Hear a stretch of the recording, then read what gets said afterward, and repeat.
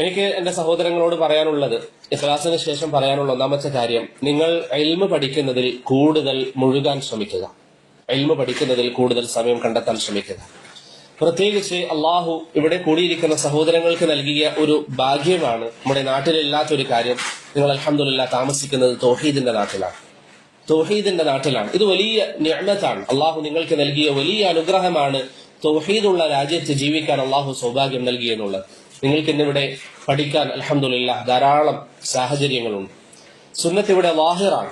നിങ്ങൾ സുന്നത്ത് അനുസരിച്ച് ജീവിക്കുകയാണെങ്കിൽ നിങ്ങൾക്ക് എല്ലാവിധ സംരക്ഷണവും ഈ നാട്ടിൽ നിങ്ങൾക്ക് ലഭിക്കും.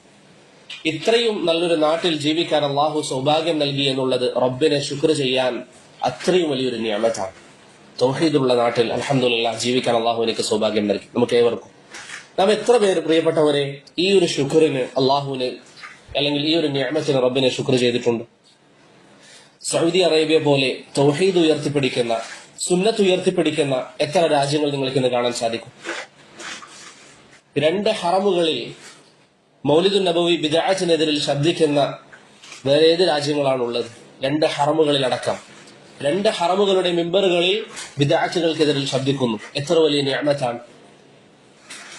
കുറച്ച് ദിവസങ്ങൾക്ക് മുമ്പ് ഒരു ഷെയ്ഖിന്റെ മജ്ലിസിൽ അദ്ദേഹം പറഞ്ഞു, ഒരു പക്ഷേ ഷെയ്ഖുൽ ഇസ്ലാം ഇബ്നു തൈമിയ റഹിമഹുല്ലാഹ് ഇന്ന് ഖബറിൽ നിന്ന് വന്നിട്ടുണ്ട് എങ്കിൽ അദ്ദേഹം ഈ ഹറമിൽ നിന്ന് ഈ തരത്തിൽ ബിദ്അത്തിനെതിരിൽ ശബ്ദിക്കുന്നത് കണ്ടാൽ അദ്ദേഹം പോലും ആശ്ചര്യപ്പെടുമായിരുന്നു. അദ്ദേഹത്തിന്റെ കാലഘട്ടത്തിൽ പോലും ഇത്തരത്തിൽ പറയാൻ സാധിക്കുമായിരുന്നില്ല. ഇന്നിത് അൽഹംദുലില്ലാഹ് ഈ രാജ്യത്ത് ഹറമിന്റെ മനാബിറുകളിൽ വെച്ച് ബിദ്അത്തിനെതിരിൽ ശബ്ദിക്കുന്നു. ഈ നാട്ടിൽ ബിദ്അത്തിനെ തച്ചുടക്കാനുള്ള എല്ലാവിധ പരിശ്രമങ്ങളും നടക്കുന്നു. ഇത്രയും വലിയ അനുഗ്രഹം നമുക്ക് അല്ലാഹു സുബ്ഹാനഹു വ തആല നൽകി. ഈ നാട്ടിൽ ഇതാ സുന്നത്ത് പഠിക്കാൻ, ഖുർആൻ പഠിക്കാൻ നിങ്ങൾക്ക് ധാരാളം സംവിധാനങ്ങളുണ്ട്. നാം എത്ര പേർ അത് ഉപയോഗപ്പെടുത്തും? നബി സല്ലല്ലാഹു അലൈഹി വസല്ലം പറഞ്ഞൊരു ഹദീസ് ഞാൻ വീണ്ടും ആവർത്തിക്കാം. ഞാൻ നേരത്തെ പറഞ്ഞതുപോലെ ഹദീസുകൾ കേൾക്കുമ്പോൾ ഇതെന്റെ പ്രവാചകൻ എന്നോട് പറയുന്നതാണെന്നൊരു ബോധ്യത്തോടെ നാം കേൾക്കുക. നബി സല്ലല്ലാഹു അലൈഹി വസല്ലം പറയുന്നു, മുഅവിദ് ബിൻ അബി സുഫിയാൻ റളിയല്ലാഹു അൻഹു ധരിക്കുന്ന ഹദീസിൽ, മൻ യുരിദില്ലാഹു ബിഹി ഖൈറൻ യുഫഖിഹു ഫിദ്ദീൻ. നിങ്ങൾ കേട്ട് തഴമ്പിച്ച ഹദീസാണ്. ഒരുവൻ അള്ളാഹു നന്മ ഉദ്ദേശിച്ചാൽ അവൻ അള്ളാഹു ദീനിൽ അവഗാഹം നൽകും. ഇബ്നു തൈമിയ റഹിമഹുല്ലാഹ് മജ്മുഉൽ ഫതാവയിൽ ഇത് വിശദീകരിക്കുമ്പോൾ പറഞ്ഞതായി കാണാം. ഈ ഹദീസിന്റെ മഫ്ഹൂം എന്താണ്? നേരെ വിപരീതാർത്ഥം എന്താണ്? ഒരുവന് ദീന് പഠിക്കുന്നില്ല എങ്കിൽ അവൻ അള്ളാഹു സുബ്ഹാനഹു വ തആല ഖൈർ ഉദ്ദേശിച്ചിട്ടില്ല. ഇതൊരു നിസ്സാര കാര്യമാണോ? റബ്ബ് നമുക്ക് ഖൈർ ഉദ്ദേശിച്ചിട്ടില്ല. നാം ദീന് പഠിക്കുന്നില്ല എങ്കിൽ നാം ദീന് പഠിക്കണം. അള്ളാഹു നന്മ ഉദ്ദേശിച്ചവരിൽ ഉൾപ്പെടാൻ നിങ്ങൾ ആഗ്രഹിക്കുന്നുവെങ്കിൽ നിങ്ങൾ നിർബന്ധമായും ദീന് പഠിക്കണം. ഇത് നിങ്ങൾ മനസ്സിലാക്കിയാൽ ഓരോരുത്തരും സ്വയം നഫ്സിനോട് ചോദിക്കുക, ഞാൻ ദീന് പഠിച്ചിട്ടുണ്ടോ? ഓരോരുത്തരും സ്വയം നഫ്സിനോട് വിചാരണ നടത്തുക. ഞാൻ ദീന് പഠിക്കുന്നതിൽ എത്രമാത്രം ശ്രദ്ധ കാണിച്ചിട്ടുണ്ട്? ഇമാം അഹ്മദ് ബിൻ ഹംബലിനോടും അബ്ദുല്ലാഹി ബിൻ മുബാറക്കിനോടും റഹിമഹുമുല്ലാഹ് അവരോട് ചോദ്യമുണ്ടായി, എങ്ങനെയാണ് ദീന് പഠിക്കേണ്ടത്? ഒരു വ്യക്തി ആദ്യം പഠിക്കേണ്ട കാര്യം എന്താണ്? അബ്ദുല്ലാഹി ബിൻ മുബാറക് റഹിമഹുല്ലയും ഇമാം അഹ്മദും പറഞ്ഞു, അവന്റെ ജീവിതവുമായി ബന്ധപ്പെട്ട കാര്യങ്ങളിൽ അവൻ ആദ്യം പഠിക്കുക.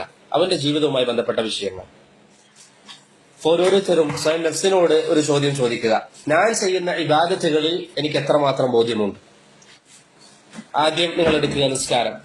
നിസ്കാരത്തിന്റെ അഹ്കാമുകൾ എത്ര ആളുകൾക്ക് പറയാൻ പറ്റും? എനിക്ക് നിസ്കാരവുമായി ബന്ധപ്പെട്ട നല്ല ധാരണയുണ്ട്, നിസ്കാരത്തിന്റെ വിധിവിലക്കുകൾ എനിക്ക് നന്നായി അറിയാം എന്ന് എത്ര ആളുകൾക്ക് പറയാൻ പറ്റും? നിങ്ങൾ പരിശ്രമിച്ചാൽ ഒരാഴ്ച കൊണ്ട് നിങ്ങൾക്കത് പഠിക്കാം. ഒരാഴ്ച മതി കൂടി വന്നാൽ. പക്ഷെ എത്ര ആളുകൾക്ക് നമ്മുടെ കൂട്ടത്തിൽ പറയാൻ പറ്റും, നിസ്കാരം എനിക്ക് നന്നായിട്ട് അറിയാം? ഒന്ന് രണ്ട് ചോദ്യങ്ങൾ ഞാൻ ചോദിക്കാം, നിങ്ങളൊന്ന് ചിന്തിക്കാൻ. ആരും മറുപടി പറയാനല്ല. ഒറ്റക്ക് നിസ്കരിക്കുന്നവൻ ബാങ്കും ഇഖാമത്തും കൊടുക്കുന്നതിന്റെ വിധി എന്താണ്? കൊടുക്കേണ്ടതുണ്ടോ? കൊടുക്കാതിരിക്കലാണോ നല്ലത്? കൊടുക്കലാണോ നല്ലത്?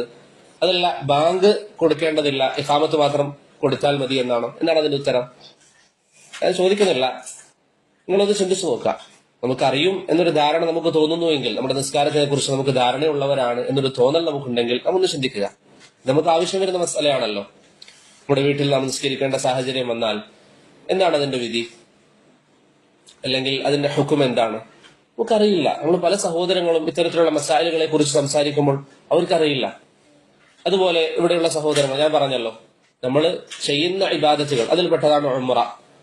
ഉംറക്ക് പോകുമ്പോൾ മക്കയിൽ പ്രവേശിക്കുന്നത് രാവിലെ പ്രവേശിക്കലാണോ രാത്രിയിൽ പ്രവേശിക്കലാണോ സുന്നത്ത്? അതല്ല, അങ്ങനെ ഒരു ചർച്ചയേ ഇല്ലേ? നബി സല്ലല്ലാഹു അലൈഹി വസല്ലമയുടെ ഹദീസ് എന്താണ് ഈ വിഷയത്തിൽ? പ്രവാചകൻ ഏത് സമയത്താണ് മക്കയിലേക്ക് പ്രവേശിക്കാറ്? നമുക്കറിയാം. ഹജറുൽ അസ്വദിന്റെ വിഷയത്തിൽ വന്നിരിക്കുന്ന സുന്നത്തുകൾ എന്താണ്? അതെല്ലാവർക്കും അറിയുന്നതായിരിക്കും ഒരു പക്ഷെ. എന്താണ്? മുത്തം കൊടുക്കുക. വേറെന്താണ് സുന്നത്ത്? ഇഷാറ. അതല്ല. എന്താണ് സുന്നത്ത്? ഹജറുൽ അസ്വദിന്റെ മുകളിൽ സുജൂദ് ചെയ്യൽ സുന്നത്താണ്.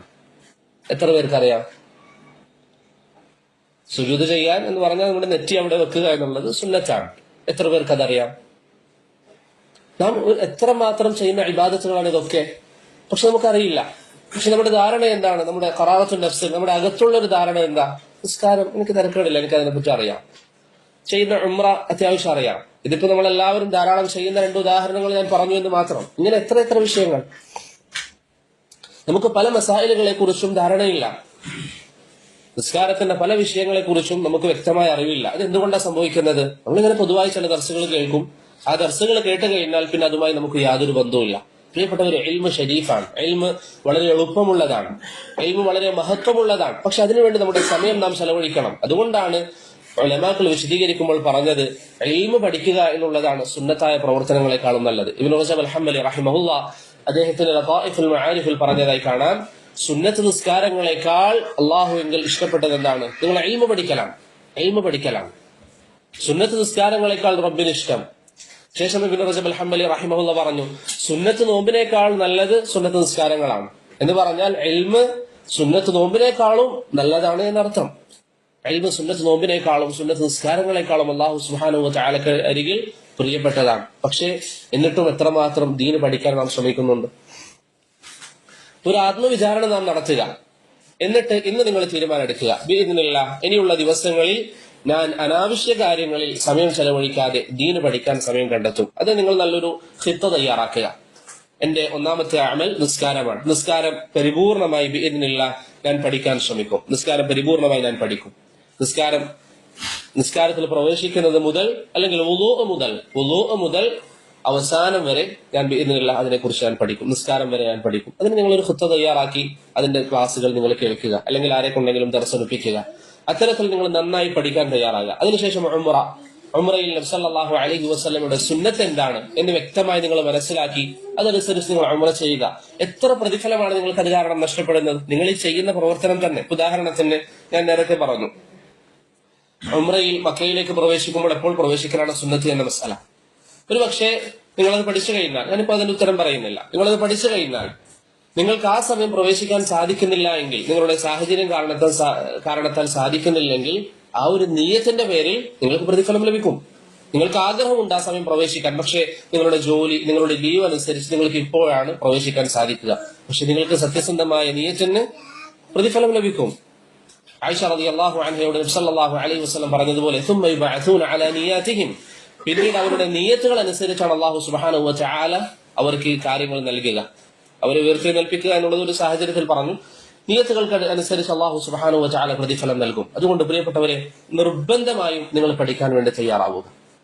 നമുക്ക് പഠിക്കാതെ നമ്മൾ എന്തെങ്കിലും പഠിച്ചു എന്നൊരു തോന്നലുണ്ട് എങ്കിൽ അത് അപകടമാണ്. അലി ബിൻ അബി ത്വാലിബ് റളിയല്ലാഹു അൻഹു പറയാറുണ്ട്, കഫാ ബിൽ ഇൽമി ശറഫൻ അൻ യുൻസബ ഇലൈഹി മൻ യജ്ഹലുഹു. അലി ബിൻ അബി ത്വാലിബ് റളിയല്ലാഹു അൻഹു പറയുന്ന ഒരു അഥറിൽ നമുക്ക് കാണാൻ സാധിക്കും, അദ്ദേഹം പറയാറുണ്ട്, കഫാ ബിൽ ഇൽമി ശറഫൻ അൻ യദ്ദഈഹി മൻ ലാ യുഹ്സിനുഹു വഅൻ യഫ്റഹ ബിഹി ഇദാ നുസിബ ഇലൈഹി. ഇൽമ് മഹത്വമുള്ളതാണ് എന്നതിന് ഏറ്റവും വലിയൊരു തെളിവ് എന്താണ്? അറിവില്ലാത്ത ആളുകളും പറയും എനിക്കറിവുണ്ട്. അറിവില്ലാത്ത ആളുകളും അവരിലേക്ക് അത് ചേർത്ത് പറയാൻ ഇഷ്ടപ്പെടുന്നു. അവരിലേക്ക് ആളുകൾ അത് ചേർത്തുമ്പോൾ അവരത് സന്തോഷിക്കുകയും ചെയ്യുന്നു. ഇബ്നു ജമാഅ റഹിമഹുല്ലാഹ് അദ്ദേഹത്തിന്റെ തദ്കിറത്തുസ് സാമിഅ എന്ന കിതാബിൽ ഉദ്ധരിച്ച ഒരു അസറാണ്. അപ്പൊ ഇൽമ് എന്നുള്ളത് പ്രിയപ്പെട്ടവരെ, അത് പഠിക്കാൻ നിർബന്ധമായും നാം സമയം കണ്ടെത്തണം. ഖുർആൻ നിങ്ങൾ പഠിക്കുക, നബി സല്ലല്ലാഹു അലൈഹി വസല്ലമയുടെ ഹദീസുകൾ നിങ്ങൾ പഠിക്കുക. അതിന്റെ അടിസ്ഥാനത്തിൽ നിങ്ങൾ നന്നായി നിങ്ങൾ ചെയ്യുന്ന അമലുകളെ കുറിച്ച് വ്യക്തമായ ഒരു ധാരണ ഉണ്ടാക്കിയെടുക്കാൻ നിങ്ങൾ ശ്രമിക്കുക. കാരണം ഒരു വിശ്വാസിയെ സംബന്ധിച്ചിടത്തോളം അവൻ ചെയ്യുന്ന അമലുകളാണ് അവൻ ഒന്നാം സ്ഥാനം നൽകേണ്ടത്. അതിനെക്കുറിച്ചാണ് അവൻ ആദ്യം പഠിക്കേണ്ടത്. പക്ഷെ നമ്മുടെ ഇന്നത്തെ സാഹചര്യം എന്താ? ഓരോരുത്തരും, ഞാൻ നേരത്തെ പറഞ്ഞല്ലോ, ഒരു നമ്മളെല്ലാവരും പരസ്പരം ഉണർത്തുക എന്നൊരു ഉദ്ദേശം മാത്രമേ ഉള്ളൂ.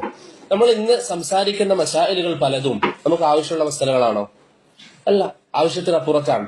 എന്നാൽ നമുക്ക് ആവശ്യമുള്ള മസലകൾ, ഇപ്പൊ നമ്മൾ നിസ്കാരത്തെ കുറിച്ച് പഠിച്ചില്ലെങ്കിൽ നമുക്ക് കുറ്റം കിട്ടോ? പാപികളാകും. നമ്മൾ പാപികളാകും. നമ്മുടെ നിസ്കാരത്തെക്കുറിച്ച് നമുക്ക് വ്യക്തമായ ബോധ്യമില്ല എങ്കിൽ നാം കുറ്റക്കാരാണ്. എന്നാൽ നമുക്ക് ആവശ്യമില്ലാത്ത മസാലകളിൽ നമ്മൾ ധാരാളം സമയം ചെലവഴിക്കും. ആ വിഷയത്തിൽ വന്നിരിക്കുന്ന ക്ലാസുകൾ നമ്മൾ കേൾക്കും. ഇതൊന്നും കേൾക്കണ്ട എന്നല്ല, പക്ഷെ ഇൽമിന് ഓരോരോ മറാത്തിബുകളുണ്ട്. അതുകൊണ്ടാണ് മുആദ് ബിൻ ജബലിനെയും അബൂ മൂസ അശ്അരിയെയും റളിയല്ലാഹു അൻഹുമ യമനിലേക്ക് അയക്കുമ്പോൾ നബി സല്ലല്ലാഹു അലൈഹി വസല്ലം പറഞ്ഞത് ആദ്യം പഠിപ്പിക്കേണ്ടത് തൗഹീദാണ്, പിന്നീട് നിസ്കാരമാണ്. ഈ ഒരു തർത്തീബുണ്ട് ദീനിൽ. നിങ്ങൾ ഫിഖഹിന്റെ കിതാബ് എടുത്ത് നോക്കിയേ. ഫിഖഹിന്റെ കിതാബിൽ എപ്പോഴും ഉലമാക്കൾ ആദ്യം തഹാറത്തിനെ കുറിച്ച്, പിന്നെ വെള്ളത്തെ കുറിച്ച്, വുളൂഇനെ കുറിച്ച്, പിന്നെ നിസ്കാരം. കാരണം നിസ്കാരം പഠിച്ചതിന് ശേഷമാണ് നോമ്പ് പഠിക്കേണ്ടത്. അതാണ് ഒന്നാമത്തെ വാജിബ്. നമ്മൾ നിസ്കാരത്തെ കുറിച്ച് ഒരു ധാരണയുമില്ലാതെ ഹജ്ജിനെ കുറിച്ച് വിശദീകരിച്ച് പഠിക്കുന്നത് അതല്ല ഇസ്ലാം പഠിപ്പിക്കുന്ന മര്യാദ, അല്ലെങ്കിൽ അങ്ങനെയല്ല ഇസ്ലാമിന്റെ തർത്തീബ്. മറിച്ച് ആദ്യം നിസ്കാരം പഠിക്കുക, പിന്നെ ഹജ്ജ് ചെയ്യാനായാൽ ഹജ്ജ് പഠിക്കുക. ആ ഒരു നിലയിൽ നമ്മൾ പഠിച്ചു പോകണം. അതുകൊണ്ട് പ്രിയപ്പെട്ടവരെ, നാം അറിയാതെ നാം പാപികളായി തീരുന്നതിനെ നാം സൂക്ഷിക്കുക. നാം അറിയാതെയായിരിക്കും അള്ളാഹു സുബ്ഹാനഹു വ തആലയുടെ അരികിൽ എത്തുമ്പോൾ നാം പാപികളായി തീരുന്നത്.